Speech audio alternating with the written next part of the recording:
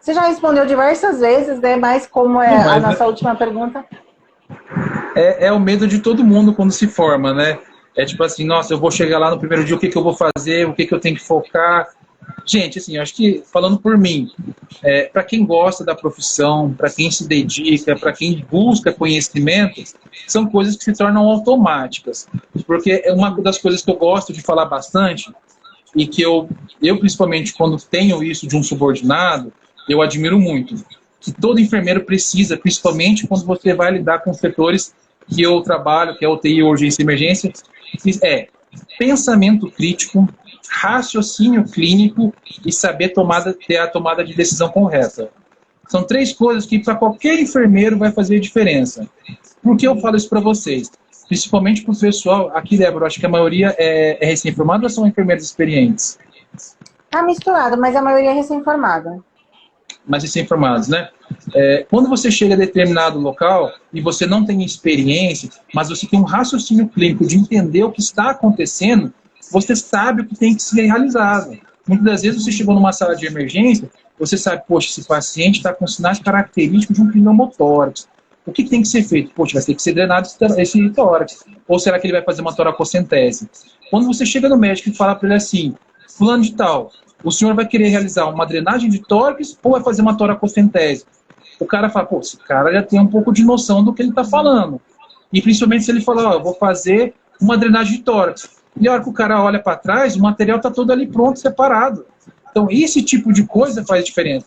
Eu não preciso, de repente, ter a prática de saber como vai ser o procedimento. Mas eu preciso ter a teoria de saber o que está acontecendo naquele momento. Da mesma forma, quando chegam pacientes para vocês com os mais diversos diagnósticos e você saber interpretar que aquilo que ele está apresentando é sintoma de determinada doença. E aquilo precisa que você tenha uma intervenção específica. Muitas vezes você nunca fez, mas aquele ali vai ser o primeiro que você vai fazer. Mas você sabe que tem que ser feito. Então essa é uma das coisas que faz diferença. Né? Até comparando, né, Thiago, com uma das coisas que a gente estava falando essa semana, essa questão de por que não fazer medicina, né? E a questão do empoderamento de enfermagem é isso, assim, não é fazer medicina, não, porque eu sou excelente enfermeiro. E como é que você mostra que você é muito bom naquilo que você faz? É você tendo conhecimento. Você precisa ter argumentos, né? Uma das coisas que eu defendo, Débora, é muito polêmica, assim, é a opinião pessoal de qualquer um, logicamente, mas eu defendo isso não por uma questão de ego, por uma questão de querer ser maior que o outro, né? Questão de egocentrismo. Mas como a gente sabe que hoje existe diversas classes profissionais da área de saúde.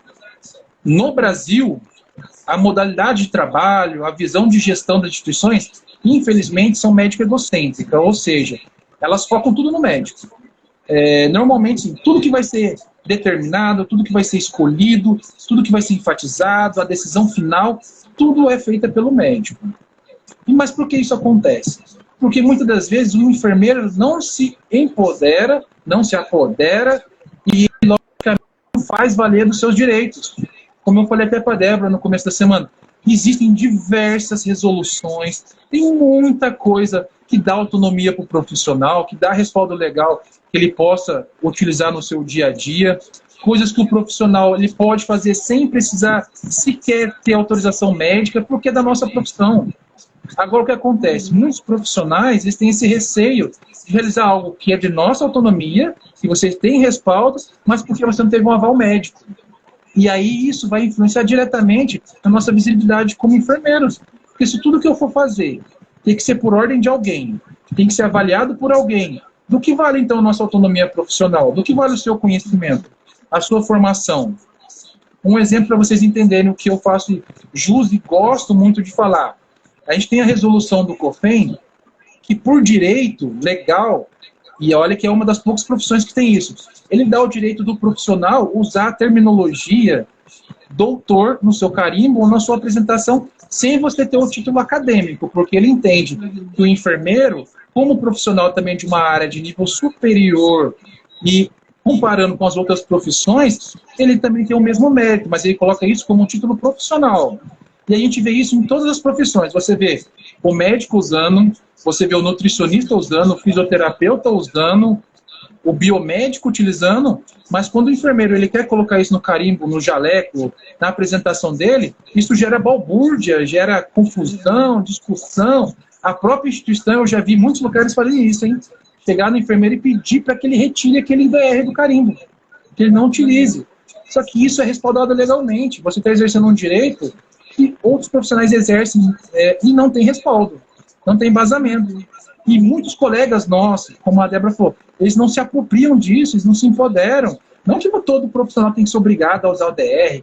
Não, isso é opcional de cada um, vai da mentalidade de cada pessoa que acha a respeito disso, mas é uma coisa que a gente tem, comparado a outras profissões, que muita gente não usa, por vergonha do que o outro vai achar, ou por censura, por limitação de uma instituição ou de outras coisas, e isso tem a ver diretamente com a questão da gente se empoderar do que é nosso. Para a gente ter futuro na área, a gente ter futuro na profissão, a primeira coisa, vocês têm que se autovalorizarem. Vocês não são menores que ninguém. O médico, porque ele fez medicina, ele não é melhor que você, ele domina a medicina, mas eu domino a enfermagem. Ele faz o dever dele de médico, eu faço o meu de enfermeiro. Eu não sei fazer o que ele faz de médico, ele não sabe fazer o que eu faço de enfermeiro. Então eu tenho que saber me posicionar e chegar de repente no seu setor e falar, peraí, isso aqui é privativo do enfermeiro, da mesma forma que eles fazem, ó, isso aqui é privativo médico, você não pode fazer.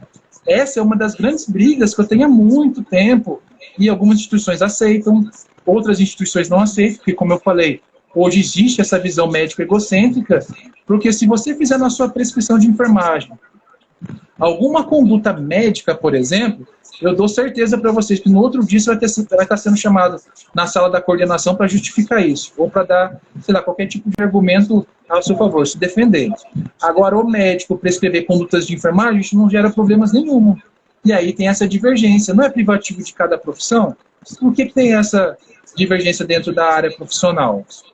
Entende, pessoal? É por isso que eu concordo quando a Débora fala que vocês têm que se empoderar, vocês têm que fazer valer o direito de vocês, têm que buscar, e hoje eu ainda, eu falo assim, meu sonho, né, é ter enfermeiros mais críticos, enfermeiros mais pensativos, enfermeiros científicos, porque, assim, infelizmente, muitas das vezes a nossa visibilidade como enfermeiro, né, a gente cobra muita valorização, mas a maioria dos enfermeiros não faz jus a isso.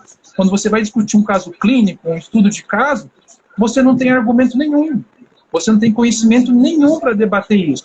Quando você faz ali um round, ali uma discussão clínica com as diversas classes profissionais, a reunião multiprofissional, você vê todo mundo falando e você vê um enfermeiro só baixando a cabeça, concordando. Não, você tem que opinar, você tem que se impor, colocar o que você sabe, porque da sua área é você que domina.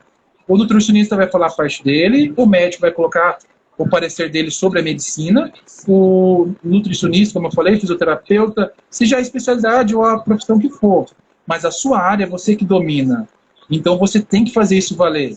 E como a gente não faz isso na atualidade, a nossa visibilidade vai caindo, a nossa valorização perante a sociedade, perante os outros profissionais e perante instituições, como ficam? Por isso eu falo para vocês, façam valer.